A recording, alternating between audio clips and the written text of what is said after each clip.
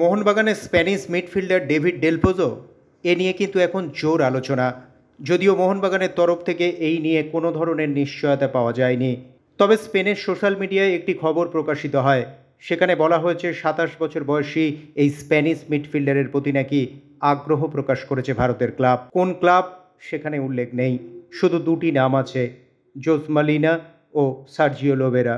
এদের সঙ্গে নাকি সম্পর্ক ভালো স্পেনের তৃতীয় ডিভিশনে খেলা ডেভিড ডেল পোজোর, আর সেই নিয়েই শুরু হয়েছে জল্পনা।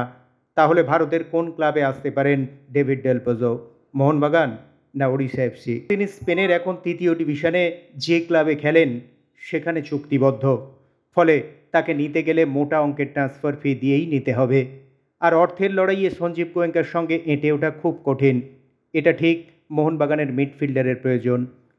হুগো বুমোস মোহনবাগান ছাড়তে চেয়েছেন, আর জনি কাউকোকে মোহনবাগান ছেড়ে দিয়েছে।